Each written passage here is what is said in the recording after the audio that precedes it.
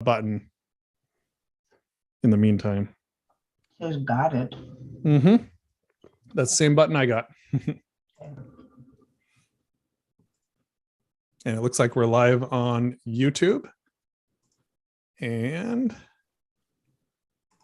just verifying that we're live on Facebook as well. And it looks like we are. How has your week gone, Norma? How has my week gone? Yeah. How's your week been? It's Friday now, so wondering how your week went. We have begun a pie and roast beef at the fair in Hancock, and it's for our women's missionary group that we support. Okay. That was it. Yeah, and so you're involved with that. Mm-hmm. Yeah, neat. And let's see here. So we are. I want if anybody is watching, I'd love to for you to just post a comment in the comments so that I can see that it's working. Norma had some issues with her webcam, so we're going to power through that. Unfortunately, we don't get to see Norma right now, but that's okay. You'll have to make do with me and listening to her. Okay.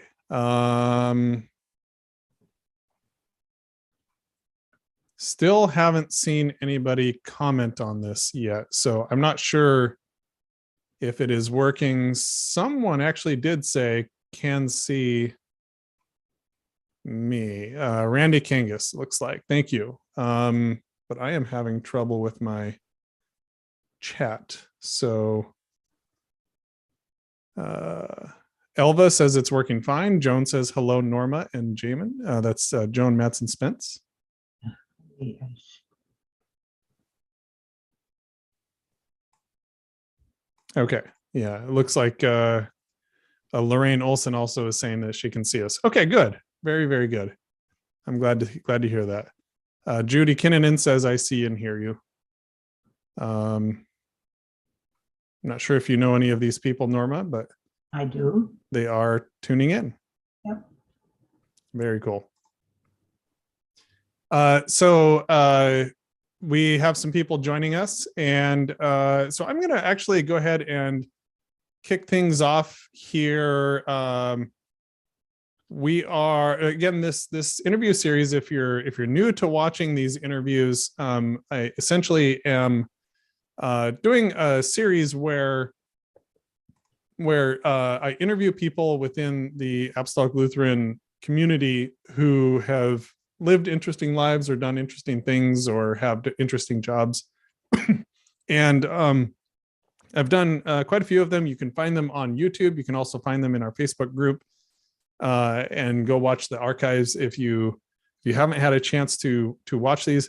Some great interviews so far, and Norma was highly recommended by several people as having an interesting story. So I've been looking forward to talking with her. So very happy. As I mentioned it when we first started, Norma did have some problems with her webcam, so we're going to just power through. We don't have, unfortunately, a view of her, but you'll be able to hear her. So that will work fine for now. So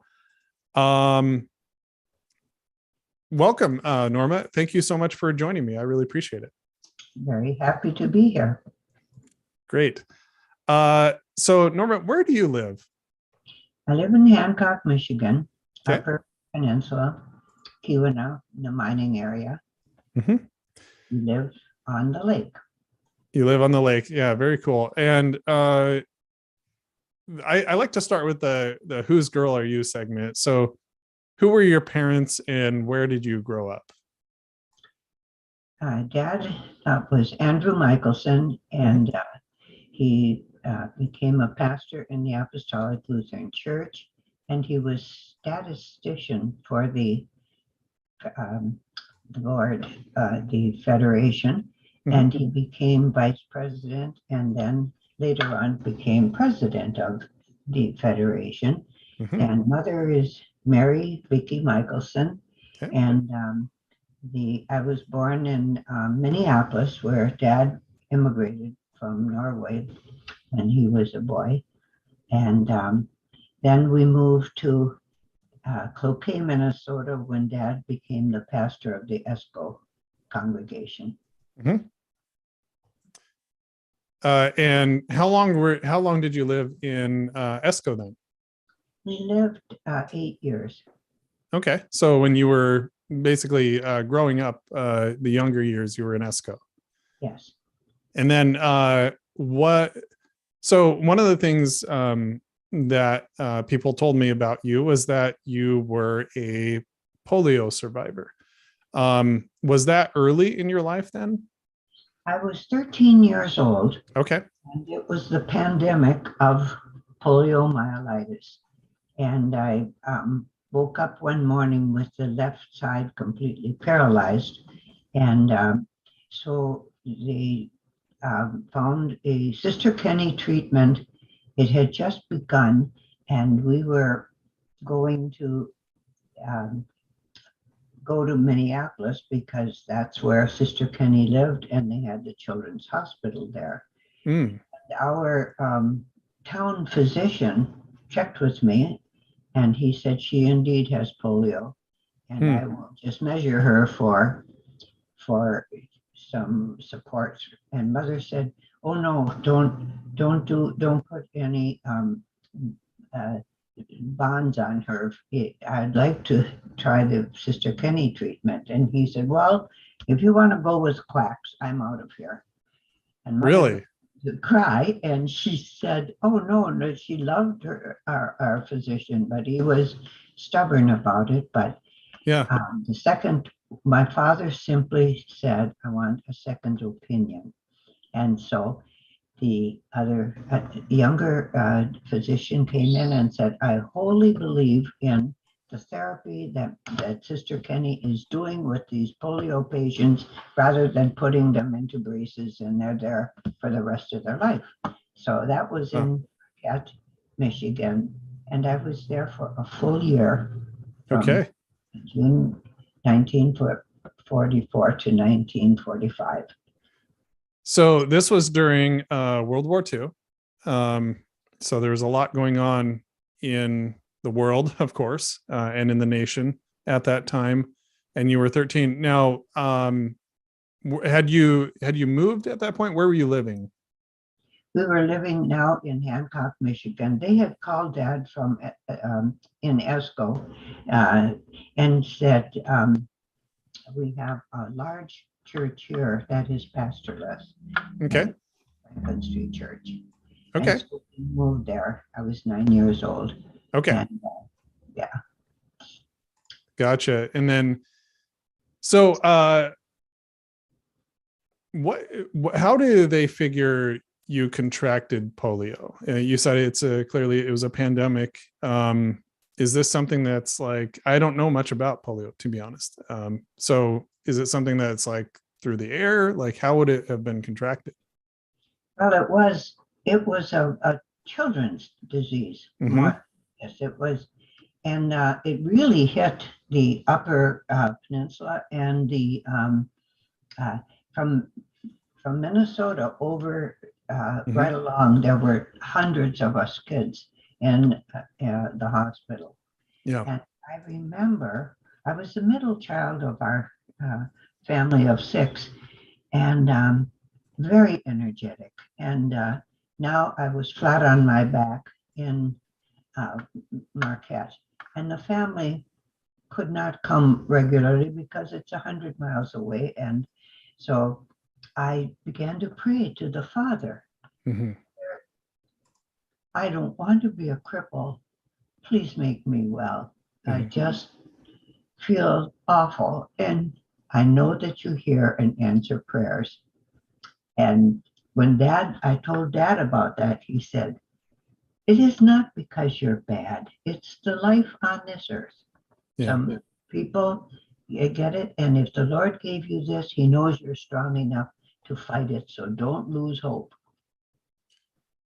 Yeah, no kidding. That had to be pretty devastating at first, especially to hear that, from your town physician that you had been diagnosed with polio. I'm sure you'd heard of it, I'd imagine. So you knew kind of, yeah, you knew that this was a potential thing. Yeah. But then there was hope. And the Sister Kenny thing, I looked it up while you were talking, and I found an article. The Sister Kenny Institute was founded in 1942 as a rehabilitation-based treatment center for polio patients. In the 40s and 50s, polio was one of the most widespread and dreaded childhood diseases in the world. And the Institute's founder, Australian nurse Elizabeth Kenny, was who treated people. Did you meet Elizabeth Kenny then? Never did. Okay. In Minneapolis the entire time. Okay. But they were using the Kenny method then for nurses and physical therapists. So what was the treatment during that time? It was hot packs, as they would slip us into a warm bath, and Yep. And when we came out of the bath, she put very hot towels upon our paralyzed parts, and that was my left leg and foot and my left arm and my neck. I couldn't hold my head up either. And so after they relaxed those muscles, they began to really hit the therapy, which was unleashing. It was just like all your muscles were knotted, and it hurt like ever to pull those arms and legs into, and they massaged deeply, and it was very painful. But I remember biting the inside of my cheek because I didn't want to cry. Papa said, don't be crybabies. When we were kids, we all wanted to be tough, but it helped. We just went through with it and tried our best to work that every day in therapy. So your muscles are all knotted up. You're essentially paralyzed in some ways. You can't really move. You said your left side you couldn't move, and you just woke up that way. Muscle pain, I assume. Yes. And then they would slide us onto a banana cart because I had no muscles to sit up on the left side. So there was a banana cart, and my one good arm, my right arm, wheeled down the hall. And I'd wheel into the iron lung room. And they were all male that had gotten bulbar polio, and that was they couldn't breathe. So they were in these units that pumped the air from their feet, and just their heads were out of. Oh, wow. Yes. So I was in a banana cart. My head was almost equal to theirs. So I would go down the hall and say, "Where are you from?" And it was Ironwood, and it was all these younger, between Wisconsin and Minnesota. And we did have some from Illinois also. Yep. Okay. That was the worst, that bulbar polio. Yeah. They never survived. Yeah. So that was a situation where they could keep them open or keep them alive through mechanical means or whatever, but then they weren't able to breathe on their own. Right. Yeah. And of course, probably, the most famous person with polio was FDR. Was the president. Yeah, FDR. And so, he obviously had paralysis and things like that. I'm sure that at that point I guess I don't really know, but I've heard that he kind of hid the extent of his polio disability from the public a little bit. I don't know how much you knew about that back then. About FDR specifically. We knew of it, but his he was able to swim and work on that side. Yeah, yeah. Hmm. And he was adult when he had the polio. Yeah, yeah. So that was unusual because it was more of a young person's. Yeah. By the way, just catching up a little bit here. Arvo, Ornama, and Ritva are listening and watching as well. Linda Werkela and Joanne Aho with Arvi are also listening in. I know there's a few people there. So,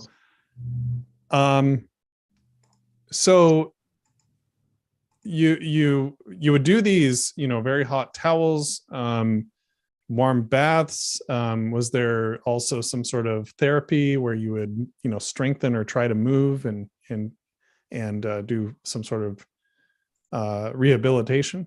Yes, yes. I moved from being flat on my back to strengthening sitting up muscles, and pretty soon, Okay.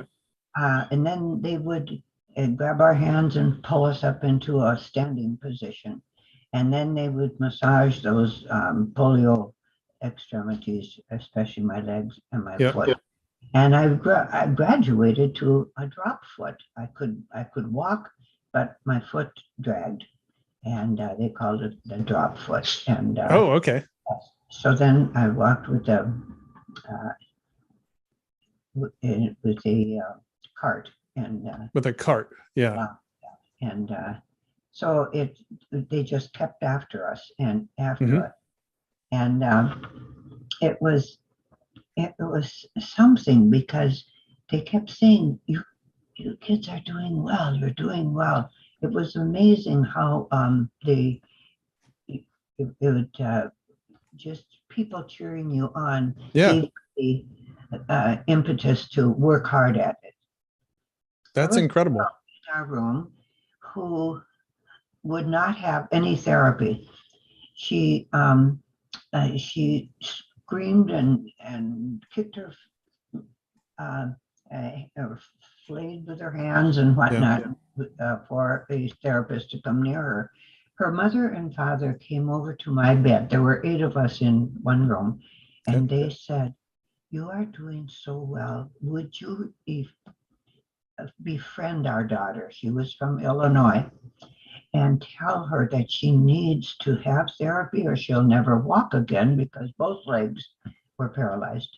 And I did that. I went over there and I talked about the book I was reading and would she like to read it, etc. And then I told her, "You need to have therapy." And one night I laughed. She said, "What are you laughing at?" I said, "You look so funny when you start sniffling about therapy and you pull your bottom lip up." And she threw her book at me and gave me a severe nosebleed. Oh, wow. The poor girl never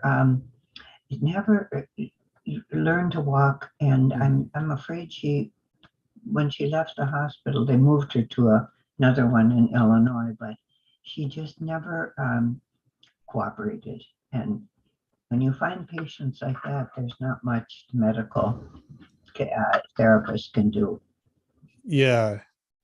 Yeah. It sounds like a lot of what they were trying to elicit from the children was the will to get better, the support, the encouragement, the hope of that you can, like you said, graduate to the next thing. Instead of being flat on your back, you can sit up, and not sitting, you can maybe stand, maybe not standing, you can walk. Even if you're a drop foot, like you said, you can still walk, you can still move around with a cart.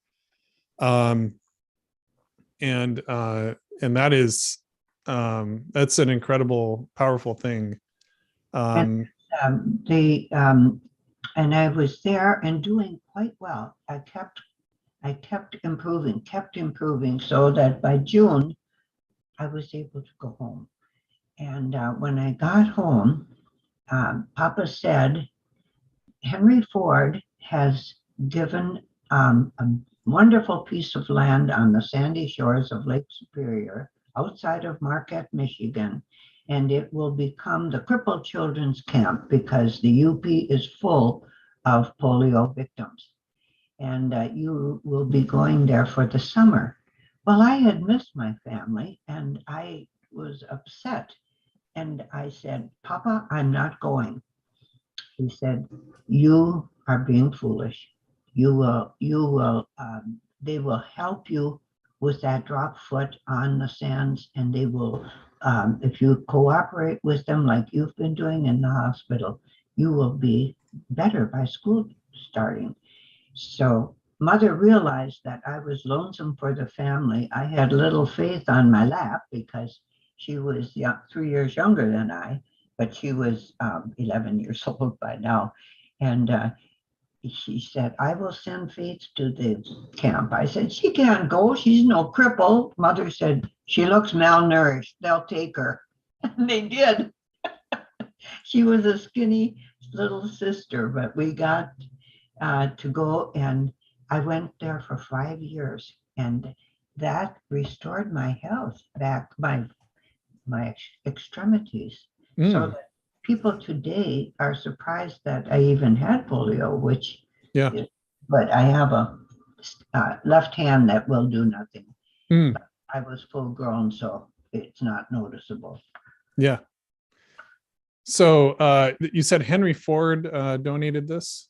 Yes. And did you say it was a camp, or what was it? It was a crippled children's camp, and it still is the Bay Cliff House Camp now, because the polio epidemic was over. But I hated the name Crippled Children's Camp. Oh yeah, for sure. Yeah, you don't want to be a crippled children. Yeah. But Henry Ford was wonderful. He came every year to see how we were doing, and he donated to new buildings, and he built that whole area. And he would talk to us kids and say, kids, be enthusiastic. You can fight this. Don't be discouraged.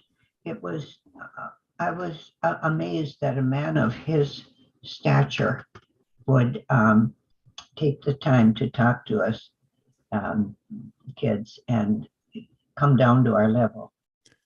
What do you want to bet that he probably got as much out of it as you did? You know, coming and seeing these children and encouraging them. I'm sure that it was something that really was something that he enjoyed interacting with you all. Exactly.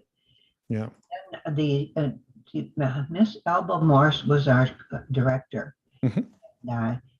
She asked me to come and dust her cabin, and I said I would, because we that were now 15 and 16 years old, we were the helpers on that camp.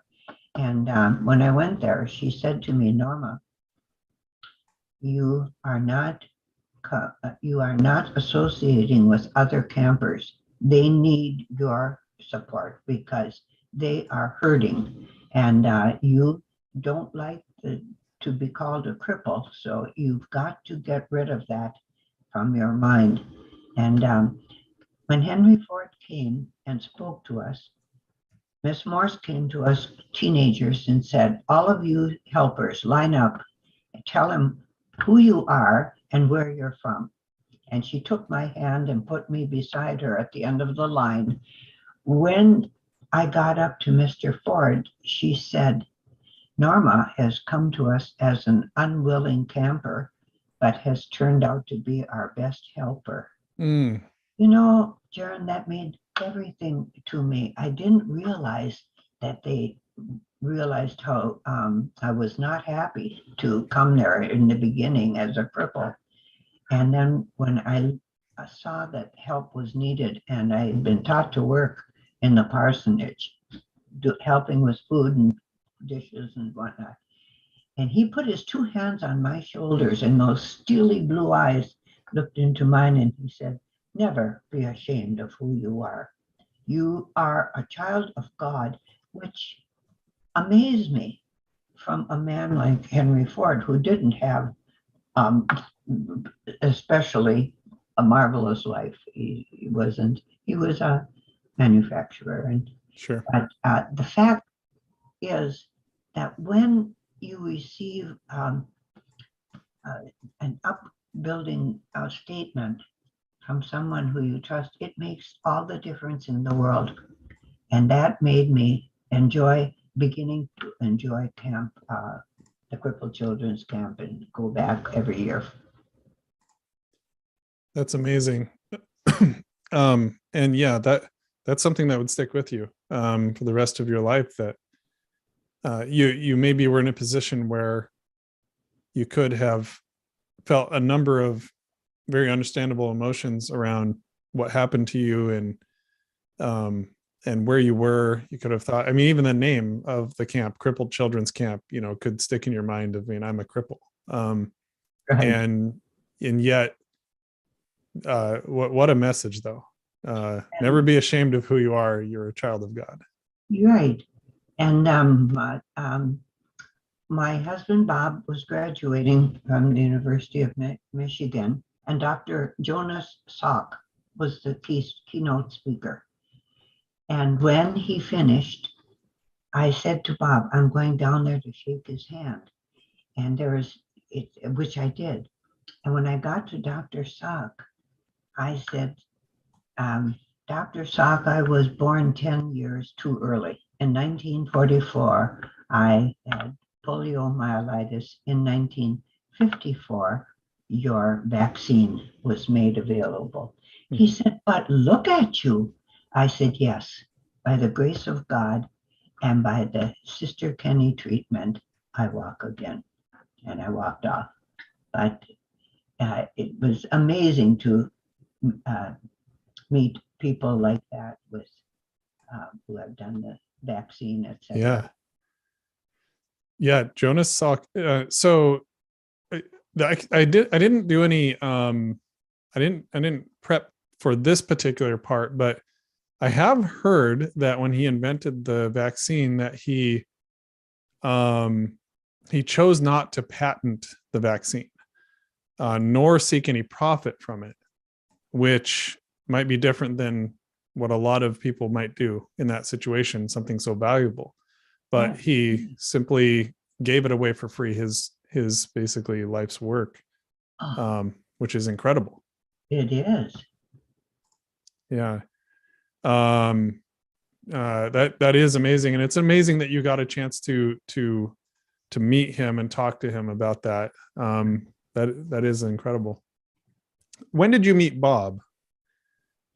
I met Bob in high school. Okay. Yeah, we were classmates. And so I'm trying to kind of figure out the timeline here.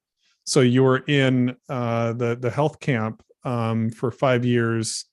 Were you going to high school during that time? That was summer, 5 summers. I was. 5 summers. Okay. Not summer, but I kept up with my. Yes, and Sylvia Escalov was our principal at Hancock High School, and she was also our superintendent of Sunday school, and very well known in the community and very respected. And I had a drop foot, and I would wait until when the bell rang, I would wait until all the students rushed to their places. And then I grabbed the rail and I walked with a drop foot to the class and would slip into my chair. And Sylvia noticed that and told the teachers, just let her do that because it's so slow and it takes her time on that. And so we got through high school. So when the more I worked with that, and Mother was wonderful with therapy on me, so that I was able to overcome that drop foot and walk as a normal person by my senior year. Really? And that's when I met.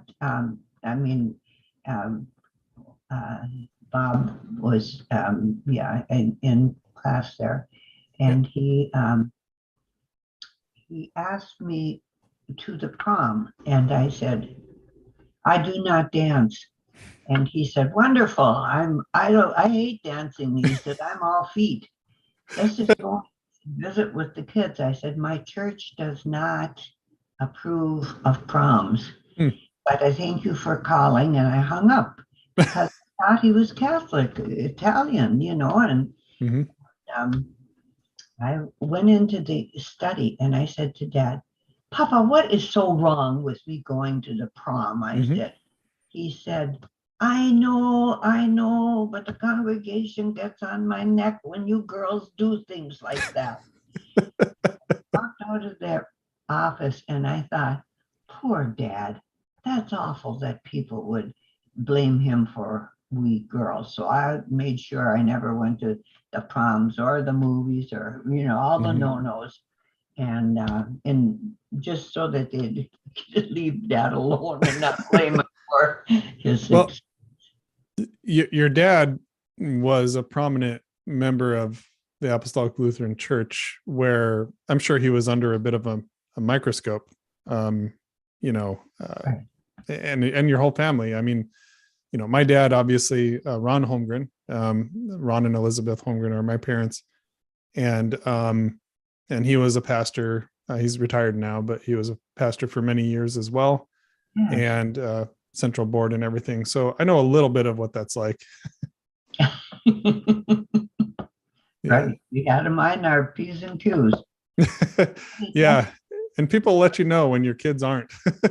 I I am glad that we grew up counting our pennies because there was very little money, and we worked, we babysat, and we worked as waitresses and things like that. But I'm grateful for even discipline because it it stays with you all your life, and you don't. We laugh at some of the things, but it was a good training. I have no regrets on not being able to do whatever the other kids Sure. wanted to do. Um, Jerry Roberts says hello, Norma, and Nancy Jarvie as well. Nice.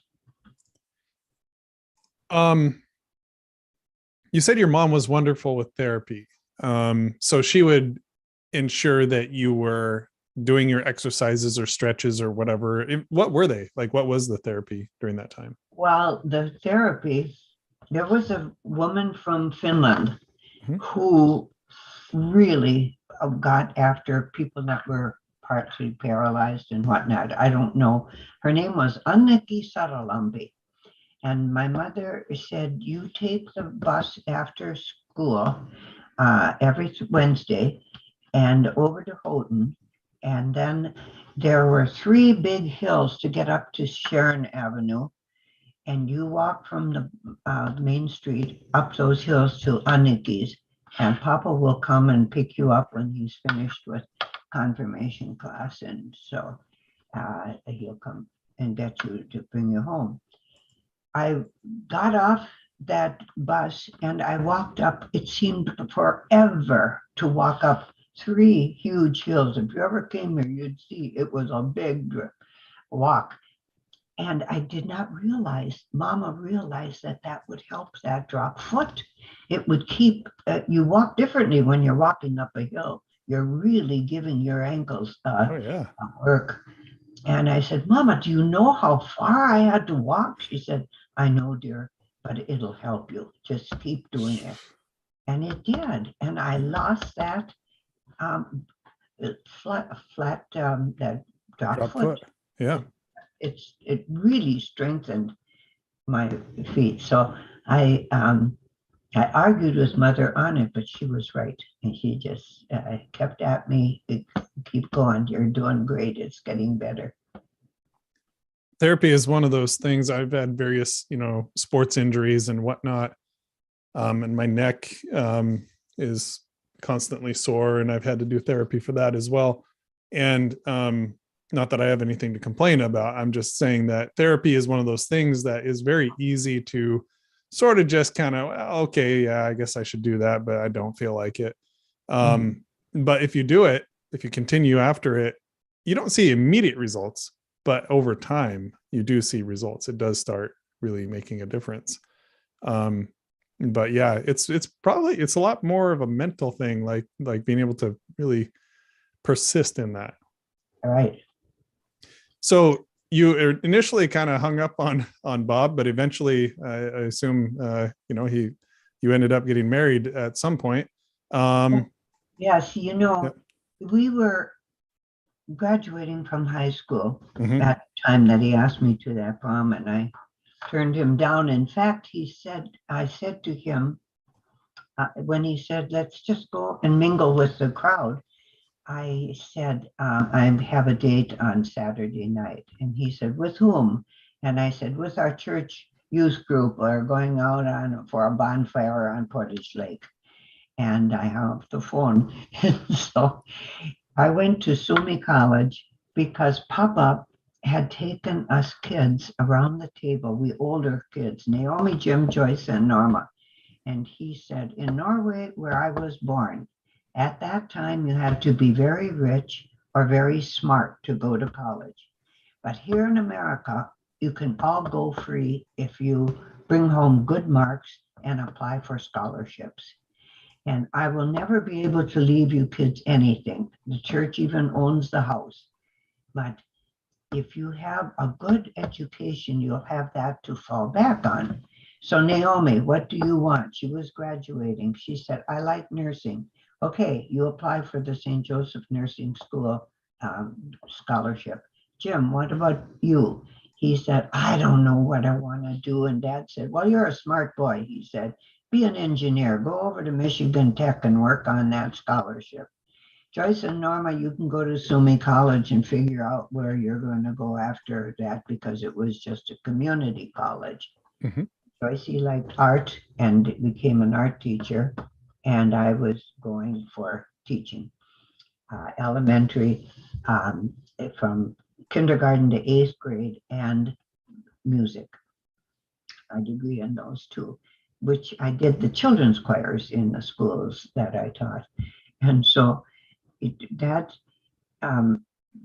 is when Bob was at Michigan Tech going for pre-med before dental school. And he saw me in the post office and he said, Susie's having a bonfire. How about going there with me? And I thought it was nice and went with him. But he was going to be going down to Michigan for the dental school. And I said, you're going to find a nice girl down there, and I'm over at Superior, and I'll be going to the ESCO church. And I was sure I'd find somebody there. And he said, why is it that when I want to talk seriously with you, you put me off? And I said, Bob, I know you're Catholic, but I love my church. I said, it's different. He said, I am not Catholic. I was raised in the Methodist church. But I've been coming to your church on Sunday nights when you went to summer school. And I like your church. It has the opening song and the prayer and the sermon and closing hymn. And that's the way church should be. My church is a lot of liturgy and standing up and sitting down. And so I like your church. Well, when I heard that, I began to date him. He was down at school, but we would date at Christmas time and whatnot. And he was in his junior year in dental school. And he came home to my father on a break from dental school. And he walked into the study and he put the Bible on the desk and said, Pastor Michelson, I want to know all that's in here. And Dad said, but Bob, first you must meet the author. The author is Jesus Christ our Lord. He is the Word. He is the one that, and so he explained to him the entire route of trusting him and asking forgiveness for our sins and our wrongdoings. And Bob became a Christian that night. And he didn't call me but my father did. He said, you won't believe who was in my study, Bob Nominelli. I said, what did he want? And he said he wanted to know the scriptures. And he received the Lord. Well, Bob waited till he drove back to Detroit, where I was teaching, and he was in Ann Arbor, and he told me about it. So we went to Pastor Ken's church together from that time on, and Bob loved our church, and he loved our people. It was just amazing to me, because he was. Dad said to him, you know, Bob, I need you to teach the big class of boys confirmation. And Bob said, oh, but I didn't go to, we didn't have confirmation in the Methodist church. And I've read the catechism that the kids are learning, and I never saw anything like that. And Dad said, you can teach it and you will learn. And he loved that. I have that catechism book of his yet, highlighted, and things that really stuck out to him. And I just, when I look back at all these things, I can just see how God works in lives to turn them into believers and trust Him. That is an amazing story. And you were married for Bob has passed on. Correct? Yes, he died in 2019, and okay. We had 65 years of marriage. And he had a stroke, and he said, "Oh, Norma, I used to volunteer for different things like the hospital auxiliary and whatnot, and I went and told them that my job now was with Bob, and I would have to not do any of this." And he said, "Oh man, I've clipped your wings. You always had a good time doing helping others." So I said, "Bob, I'm tired of it. You are my best excuse, and nobody has challenged me on that. They all say he needs you." So I stayed with, made sure that I was there night before Bob for 6 years. And he said, and when I die, don't put, I said, "Bob, we should write our obituaries. The children, I don't even know half the things you were in." He said, "And it's not important. I hate those long obituaries." He said, "You could just put a sign outside and say, Bob died, truck for sale." And I said, yeah, that's it. But I said, I just don't even want to talk about death. And he said, "Norm, we've had 65 years of a wonderful marriage, good kids, but you know, and one of us has to go, and it's going to be me, because my heart is not good. And what have we to cry about?" And you know, that helped me, because it's life. It's one of us has to go. And yes, I miss him terribly, but he was a believer, and I know that I'll see him again. Absolutely. It's, you know, yeah, I don't have anything to add. That's amazing. I had to laugh though at the Bob died, trucks for sale. that was pretty funny. Sounds like he was kind of a character. He funny was guy. Good wit. Yeah. And you had kids? Yes. Greg is, and then daughter Robin, who is married and lives in the Wheaton area. Billy Graham's museum and everything is in Wheaton, Illinois.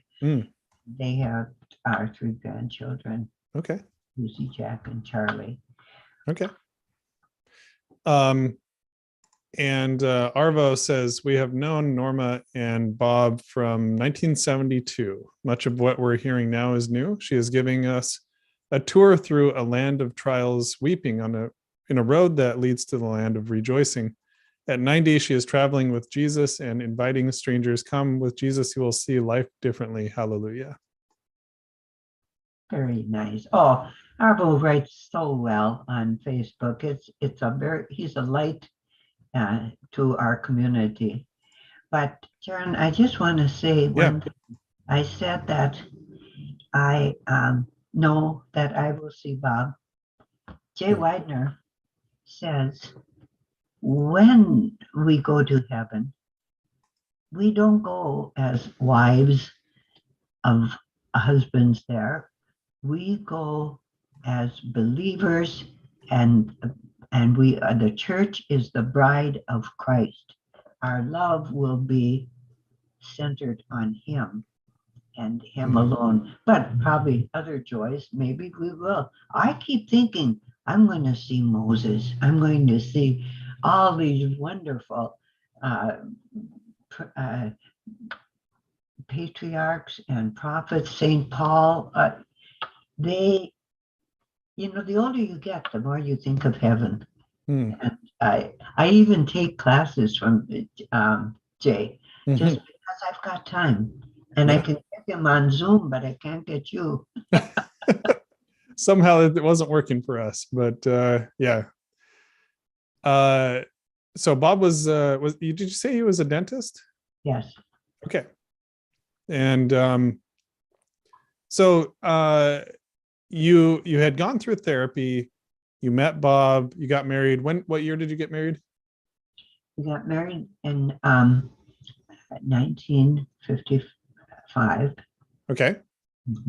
Yeah. And so that was the same-ish year that you met Jonas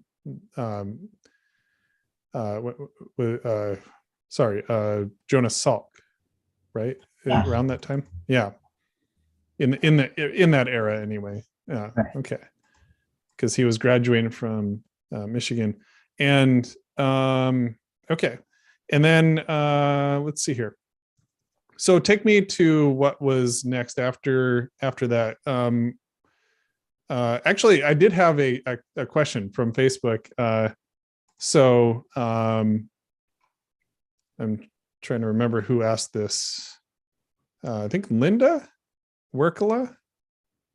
Is that right? I may have gotten this wrong. Hold on a second here. But someone asked Norma about entertaining Barbara Bush. Tell me this story. Oh, that's interesting. We had friends here who were dental patients of Bob's, and her husband became our congressman, and Lorette. And when Romney was going for running for president, yeah, he was, and so was the George Bush, George H. Bush. They were running to get, they were competing together, and Ron Reagan, of course, won the election. But prior to that, our congressman living in Washington, D.C., and his wife, Lorette, were very good friends of ours. And she was an heiress of, she was just very wealthy. And she offered to do all the advertising for him throughout the state of Michigan. But she said, in order to do that, you have to go to my husband, Phil Ruppy's hometown, which is Houghton, Michigan. And there's a lot of Republicans up there. So Barbara Bush said, yes, I'll go. So on the day that she was they were going to come, Lorette let me know. She called and she said, I'm socked in Washington, D.C. Can you go up to the airport and get Barbara Bush? I can do that. So I got up there, and the security men saw my car, and they came out and they looked in every engine and trunk and whatnot for any problems. And then Barbara came out with a heavy cape on her. It was October, it was cool. And she got into the car in the front seat with me and the Secret Serviceman in the back. And she said, tell me about your area. And I told her that we were a depressed mining area and we don't have a lot of manufacturing or whatnot here. She said, is there any political problem I should stay away from? I said, yes, environment. The they want to run a line from here through the Great Lakes to alert the submarines of danger. And the people don't want the environmentalists don't want the trees cut down. And they're fighting that. And so I'd kind of stay away from that if I were you. And she said to the Secret Serviceman, what does George say about that? And he said, he's all for it. And I said, I knew he would be because he's strong on defense. And she said, but you know, Norma, I have a trick. I'm an older person with white hair. And when somebody asks me a question that I don't want to answer, I say, I'm sorry, I didn't hear that correctly. Next. So she goes on to the next question. And when we were coming into Hancock, she said, I need to freshen up somewhere. I have been sitting in the Detroit waiting for my charter plane. I said, my home is around the corner. And she said, let's go there. So I turned into my home on Minnesota Street. And the Secret Serviceman said, give us 10 minutes. Is your front door open? I said, it is. He said, it shouldn't be. But that's the way we are in this small town. So they went through it. Oh, was I glad I made my bed in the morning and whatnot. So they came in and they said, Barbara Bush, you may use the powder room on the main floor. So we went in and she freshened up in my bathroom. And I always wanted to put a sign over the door. Barbara Bush sat here. But we had a cup of tea in the kitchen and she talked to me about my friend Lorette and how friendly the people were in the UP. And then we had to go over to Houghton because they had 5 different places in the Douglas Hotel that wanted to meet Mrs. Bush. They were the Rotarians and all the various ones. And she gave me her warm coat and she said, I don't know what people do with an old lady's coat or sweater or whatnot, but if I put them in the cloakroom, they're stolen. So you hang on to that and you pick me up at 11:15 to take me back to that airport. So I followed her into all the rooms and the Secret Serviceman followed me and watched me. So everything went well. I got to the last room and I touched her elbow and I said, Mrs. Bush, it's 11:15. And she said, girl, I'm taking you to DC. You're the first one that's kept the correct time.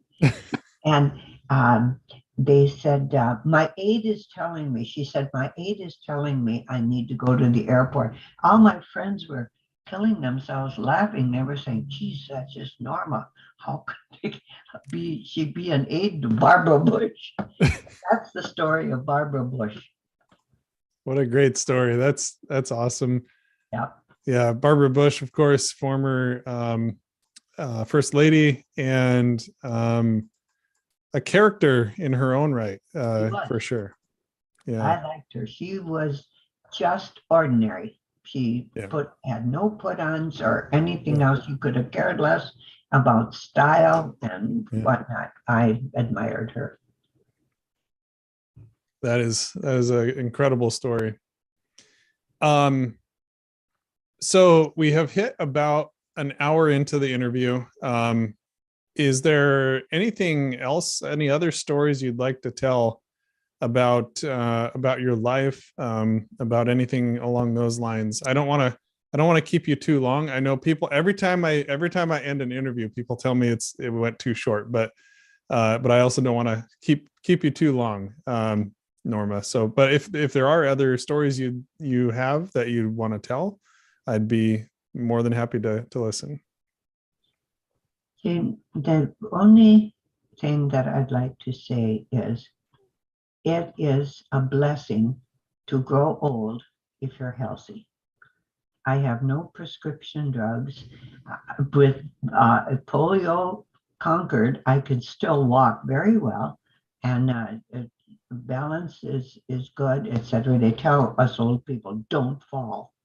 Yeah, watch where you're going, and I do. But it is a blessing because for the first time in my life, I can spend as much time as I want to in the Word. My daughter Robin gave me an iPad and set me up with daily audio Bible. It goes through the entire Bible in a year. And that's very nice for me because my left eye has macular degeneration, but my right eye is fine enough so that I can drive. I just had my license suspended because they said in Michigan now, when you're 90, you need to have your eyes checked every 6 months. So I was with, my license was suspended for that time, but they found that my eyes are even, there was an improvement on it. So Okay. I'm driving now. But the fact that I can spend as much time as I want to in the Word, I can join a class in seminary. I can read so many wonderful Christian books. It's a blessing. It brings joy into your heart, and we have nothing to fear growing old. Even the political situation, I say, Lord God, you have been in control of all the world leaders, and we just trust you. Whatever you are doing to our country, you are teaching us a lesson. And that's where I'll end. Well, thank you so much, Norma. It's been wonderful to chat with you. I hope I get to meet you in person at some point. Of course, I live over on the West Coast, so our paths may or may not cross at some point. But thanks for sharing your story about your polio. Going through what you did and then your recovery, as well as these other things. I wish we would have had more time. I'm sure there's plenty more we could have chatted about. We had over 40 people watching this time, and I'm sure many, many more watch later when they can, because this isn't as convenient of a time for everybody. And one more comment was from, sorry, my thing doesn't show me who it is. Lisa Storm says, I'm loving this interview. Norma has taught me so many life lessons. Jen, on that score, we do not know who we touch in this life. We do not know. And that's a blessing, because Lisa was, one of the praise kids, one of these, and people will come up and say, oh, I remember when you had children's praise group, and I know who they are, but we don't know how God uses us if we just do his work. And that's a blessing. Absolutely. Thanks so much, Norma. And thank you to everybody who is watching live, commenting, as well as watching later when they look at the archive of this, which will be posted on YouTube and on Facebook. If you think someone might be interested in watching this but does not have Facebook or isn't in the group, feel free to send them the YouTube link. I will post that in the comments so that you'll have a link to the YouTube video of this. Thank you so much. I appreciate it. Norma, just for you, I'm going to be I'll let you know I am going to be stopping the live stream, but hang on for just a moment after.